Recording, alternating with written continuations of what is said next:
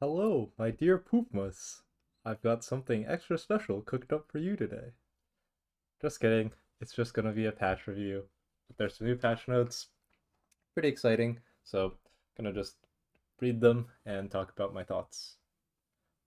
So it's the Halloween patch, and we have a new campaign, um, which I will say I have gone to preview, and it is very fun and pretty challenging. So should be nice, and hopefully we'll get some new players into the game and provide maybe get some old players back in the game as well.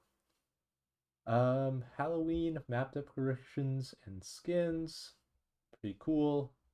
Um, let's take a look at these skins real quick. I assume this is a fiend, but it's pretty spooky. And then we have my favorite skin that I've been awaiting patiently, the I don't know GK skin. I don't know what it's a reference to, but it kind of looks like Patrick Star, and I will be buying it and sending a lot of GKs. That is for sure. Okay. Game balance.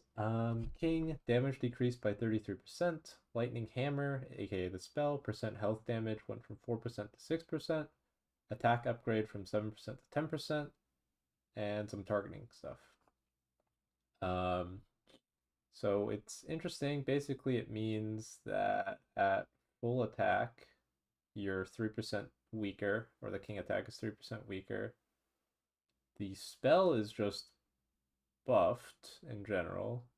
Uh, I'm not sure how big of a difference that is. I guess I don't haven't really like thought about the math on like what the king does versus certain leaks, but my initial impression would be that like smaller leaks in the early game would do more king damage than before, especially before you get king ups. Which is not the greatest in my estimation, but I mean, regen is quite strong, so it may not be as big a problem as I imagine. And making the king stronger against big leaks late game when you have lots of king ups is fine, I think. May extend games longer, even longer than they already were. But we'll have to see because you can definitely maybe it'll stop people from getting one shot on 15, which will definitely lead to longer games because that's one of the more dangerous waves in the game right now. You can actually get 100 to 0 there. And then late game, I feel like it shouldn't make that big of a difference. On like 18, 19, if you're 17, even if you're leaking huge, you should probably die still. Recommended fire value formula adjusted to weight Mythium more. This should be more accurate, particularly at higher Mythium costs. Yeah, I think that's fine. I think mid game sometimes you can get tricked by the value, recommended value that you have.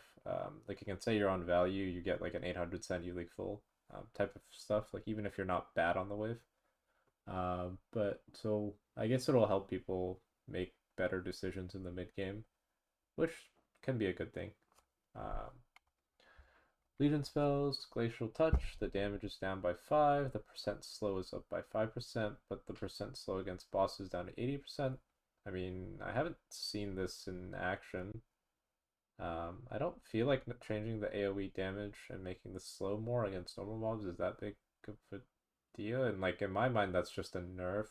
Um, but I guess it's a buff against certain waves like 13, um, and 18, where you're getting really good value from slowing one of the six creeps. And then obviously worse on like 16, 17, or like waves that have a lot of creeps. And then obviously worse on 20 and 15 because you can't slow the boss. I have no idea what 90% to 80% looks like, but it helps, I guess. And it should make it so that you don't auto hold 20, which is kind of a big deal. Because Glacial Touch basically used to mean you hold 20 no matter what. Okay, Dwarf Banker Bigwig attack speed up uh 0.92 to 0.94. I mean, that's fine, I guess. I mean, the units aren't that strong, so giving them a little more power maybe lets you play around them early game, but and I guess makes it easier for you to recoup the value that you lose from building the units itself or having bad stats. We'll see. Maybe that leads to people using them more. See, Violet 80 plus 0.15 max health to 85. Sure. I mean, I think Violet is not a good unit, so I'm fine with buffing it a little bit. Even on wave 6, it doesn't feel particularly strong, or it should be its strong wave. Infiltrator Orchid no longer counts as ranged after arming with shurikens. I guess if you're putting villain on your Orchid, could be nice. But it also helps against Siege Ram. So with certain units like Gun is the first one that comes to mind, where you boost, you will be killing the Ram a lot faster, since it'll be melee damage, not ranged.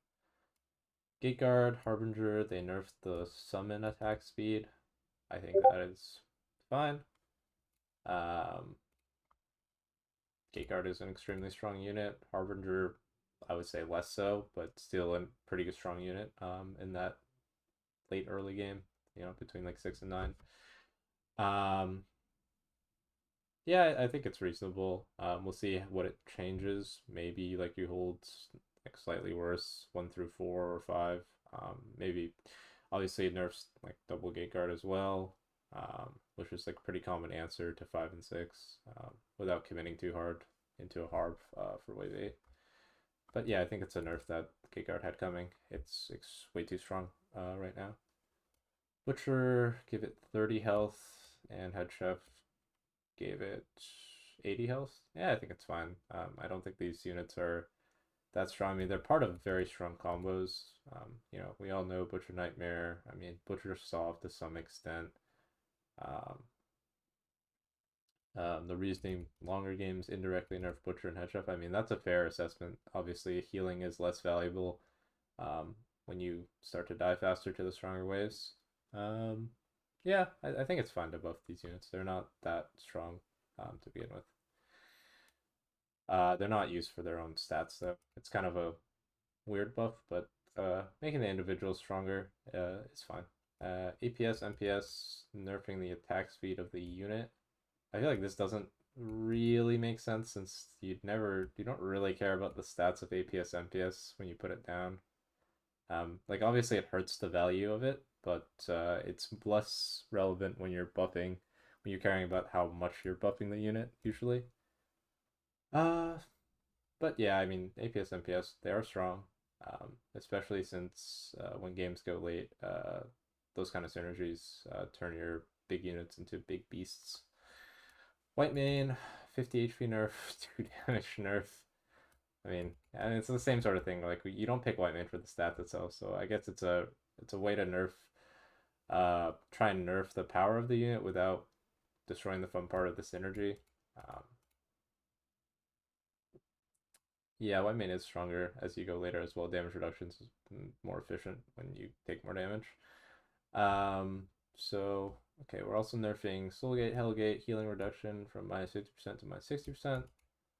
Basically hitting Butcher gates, OT gates, Protector gates, Tree of Life gates. I think it's fine. Gates is really frustrating to play with against late game if the opponent is in a good spot. It doesn't hurt white main gates, which is another really strong synergy. So I think gates will be fine. And you can still like do like Star Color gates, APS gates, yeah. Attack speed nerf on the Cobras, wave 8, and attack speed buff on wave 9. That's pretty interesting, actually. I think this is going to be a pretty big dynamic change in the early game because right now a pretty common play pattern is like, you send someone big on 7 and you resend 8, and wave 8 is just really strong and hard to deal with. So you can often catch people there. I mean, wave 8 itself could also be the big send. So maybe we'll see certain, like, I mean, this removing power from Pierce units and range units really, and shifting them into melee units and impact damage and magic damage, I suppose. But I mean, there's also another common play pattern, which is like a big send on 8 into a resend on 9, and that will be strong still, especially with the wave 9 buffs. People have to be a lot more careful on 9. You can already see it happen a lot at high elo where people are getting often going for like Dino Brute or like Cannoneer Brute resends on 9, and they'll just be stronger now. Obviously, they'll be weaker in the fact that Wave 8 is maybe easier to hold the big send, but it should be an interesting early game change, and I'm interested in seeing how it looks. Next change is from Wave 14. The killer slugs are becoming more lethal, a little attack speed boost, and we're nerfing the quadrupuses, the HP. I think that's fine. Wave 15 is kind of dominant in the fact that the mid game right now comes a lot down to if you can skip 13 or 14 and get to 15, and if the opponents send before then and you don't leak bad, you can just kind of kill them. So maybe it rewards maybe playing for wave 14 more.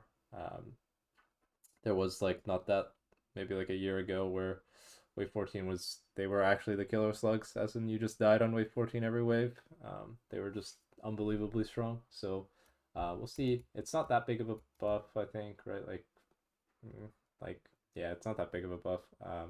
But it should be enough to maybe encourage people to send on 14 more. Blitz classic mode, they slowed down Blitz. That's fine. I don't vote for this mode anyways.